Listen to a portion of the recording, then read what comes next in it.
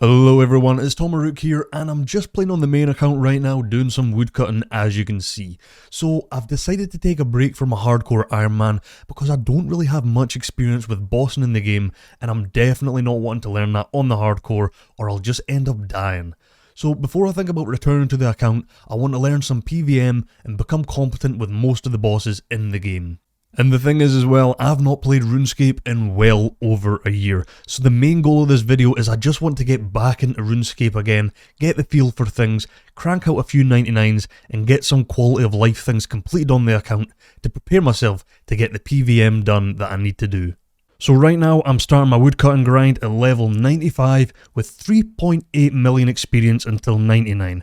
I was doing redwoods for a while, but I wanted to speed things up because redwoods are like 70k an hour, and doing the 2-tick teaks I can get like 150, 160k experience an hour, so it's just way faster. The reason why I'm using these little bunnies and clicking all the time is that when you're woodcutting the normal way, you have a chance to cut a log every 4 in-game ticks, which translates into 2.4 seconds. But with the help of these little bunnies here, you can manipulate the game into giving you a chance to cut a log every 2 ticks instead, which translates to 1.2 seconds. Doing this essentially doubles my experience rates every hour at the cost of having to click all the time. Anyway, I'm gonna go get 99 woodcutting, I'll see you in a little bit. There we are guys, 99 woodcutting on the account. We've done it, it's done. Oh, I'm so happy to be done here. Feels so good. The bunnies are just away having a little nap now. Here's a look at my current stats. I nearly have max combat with a few skill in 99s.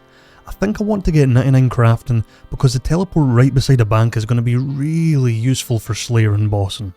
But now that I'm looking at how close I am to 99 cooking, actually, you know what? I'm going to go get 99 cooking since it's probably not going to take very long at all. So I decided to settle on wine, and that is me just bought the last of the wine that I need, which is just shy of 20k until 99. And that is me at 95 cooking with 641k until a level up. Not too much left that I need to do, this shouldn't take too long. So I've worked it out and it will take me around 8 hours of getting close to 500k XP an hour. Because wine is insane experience. It's so fast. So here I am at the Dorgish Khan Bank just to get away from everybody. A nice relaxing quiet place that nobody seems to ever go to. You never really see anyone at the Dorgish Khan Bank, so it's nice and quiet. The reason why I love making wine is that you can bank all of your experience as long as you keep making them. So if you start making a wine again 13 seconds after making your last one, you won't get any experience drops. The game's just going to save them all up until you wait the whole 13 seconds. So essentially you could go from 35 all the way to 99 cooking in one go if you wanted to. You just need to pay attention to your banking. So I'm going to see how much I can get. It would be nice to go straight to 99, but I know I'm probably going to fuck up somewhere along the line. So what I'm going to do now is I'm going to start a timer and see how many wines I can make in 1 hour. So I'll see you in an hour. Alright, that is the hour just closing in now, and let's see how many I got in this 1 hour. Alright, nice, 2,400, that is pretty damn good. That means with 17,000 left, that'll take me around another 7 hours, then I'll get 99. So I will see you in 7 hours.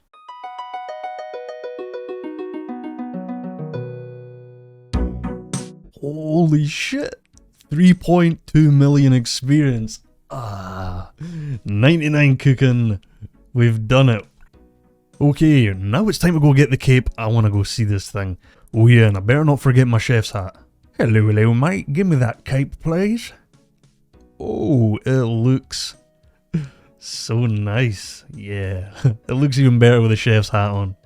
So crafting definitely is going to be my next 99. I think 99 crafting is going to be really useful for when I'm bossing, you know, doing any Slayer or stuff like that, because I have the best teleport in a game right beside a bank. It's literally like a few tiles away, so that is going to be really useful. But right now I just want a little bit of a break from skilling. So I was just looking at my quest list and I noticed that I have quite a few left to do. how many is that? 10 quests that I need to complete for the quest cape. And having a quest cape would be really useful for the fairy ring teleports. So yeah, I think I'm going to go do it. There is a few hard ones in here. I need to complete the Theatre of Blood, do Sins of the Father, stuff like that.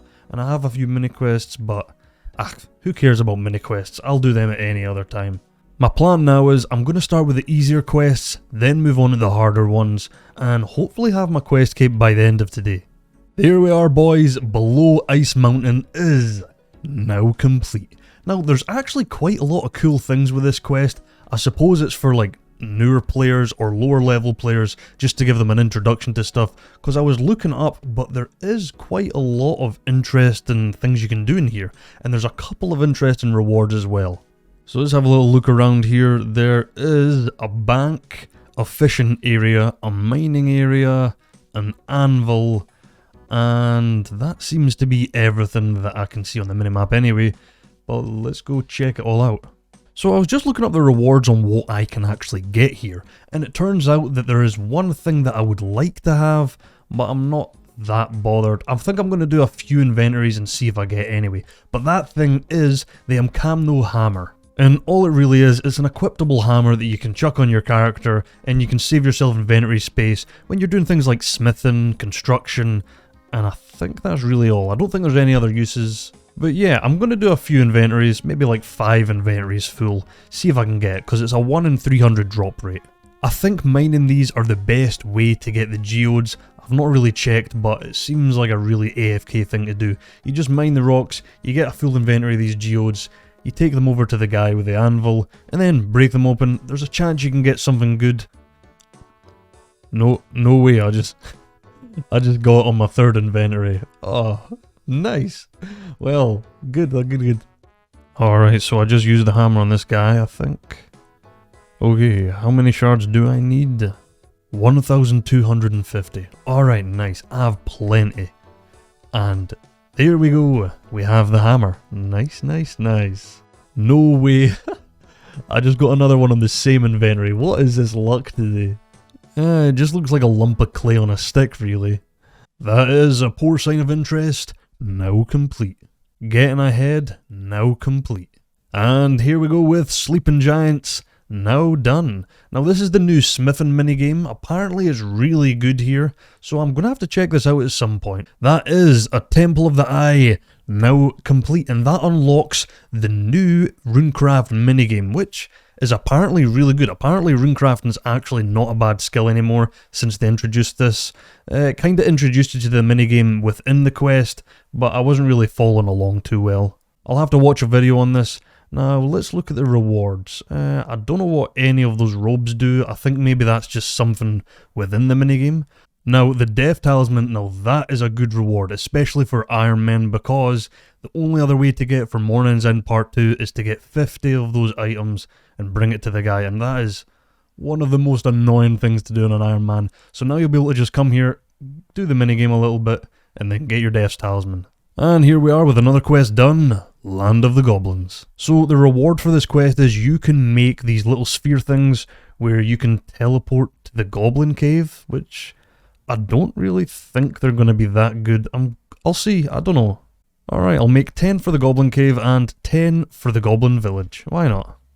Yeah, this teleport doesn't seem that great. I can't really think of any good uses for it. Let me see. Well, it takes you to the Fishing Guild, but yeah, I don't think that's a useful teleport, because you just have the skills necklace. That just takes you there anyway, so I can't really think of any good uses for this. Maybe there is some, but yeah, I don't know. And the one to the Goblin Village, I don't know if that's going to be useful or not. Maybe for a clue step? It might be useful for clues. I can't really think of any other uses for that one, but what's that dungeon? I've never seen that dungeon before. Alright guys, we're going to take a bit of a detour and see what the hell's in here. Okay. This seems weird. Is that... Oh, there's a sled here. I'm going to go take the sled. Let's find out where the hell this goes.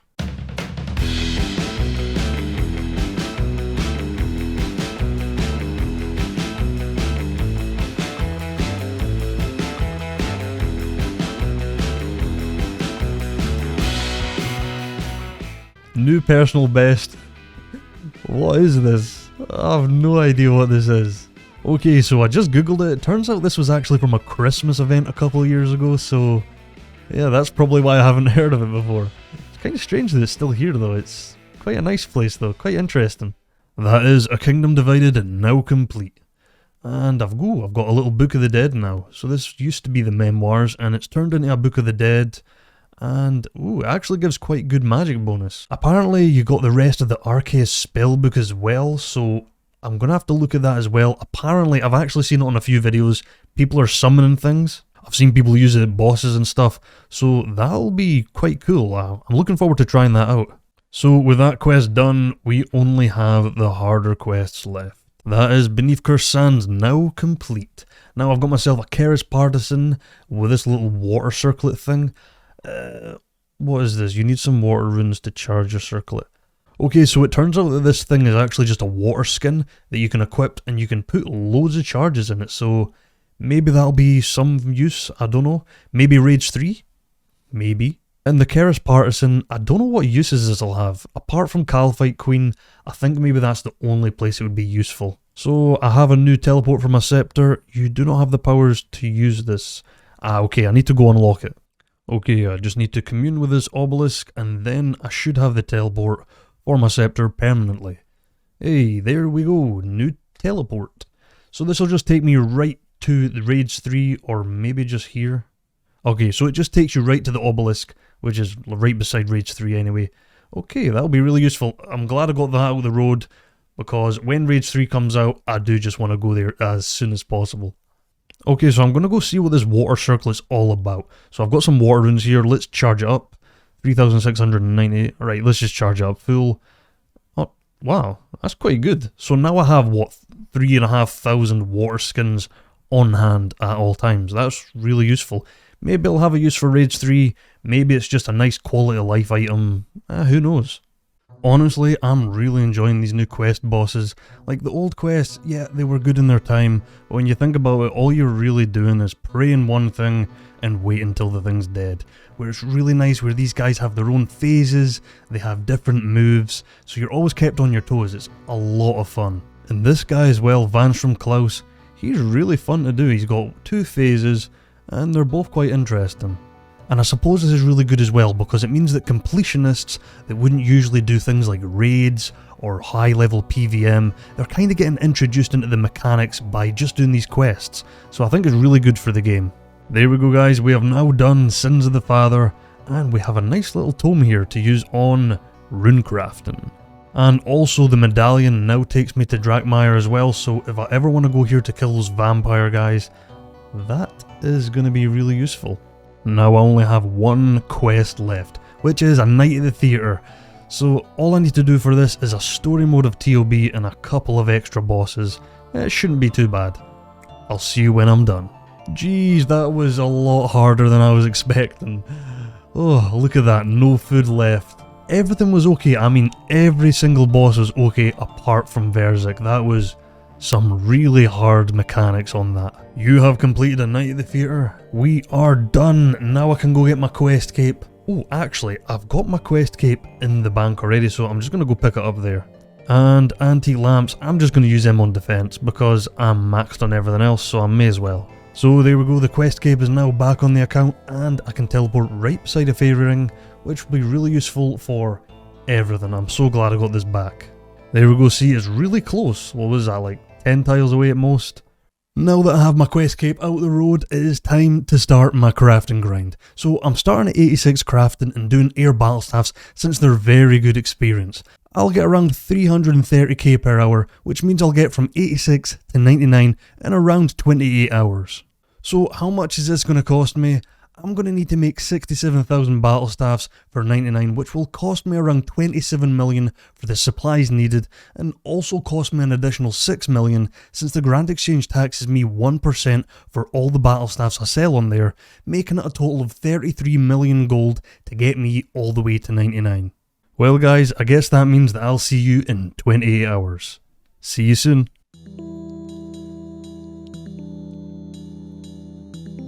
And here it comes, boys. 99 crafting. Yes. The grind is done, and now this is such a good unlock. I just need to go to the Master of Crafting. Okay, so I think I can actually get inside, not with a games necklace. What are they called? Skills necklace. So I will be able to teleport. Oh, I'll need the coins too.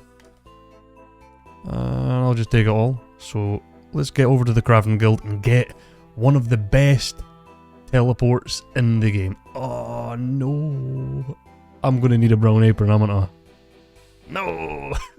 Okay, I'll be back in a second. Been a while since I've had to use the home telly. I feel defeated. Shit. I thought it would have teleported me inside, but I suppose that makes sense, right? Okay, here we are. I actually have a brown apron this time, thankfully, and let's get the best teleport to a bank in the whole game. 99 gold. Yep, that's fine. Give me that shit. Yes. We are done, boys. We're done. The crafting cape looks so cool, especially with the brown apron on.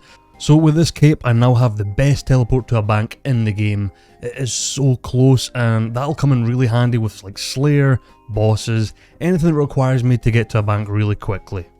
So guys, that is going to conclude the first episode of this series to endgame PVM. I know that a couple of the 99s I didn't really need to get, but it was nice to get back into RuneScape, and it was a good introduction back into the game. But thank you very much for watching, and I'll see you in the next episode.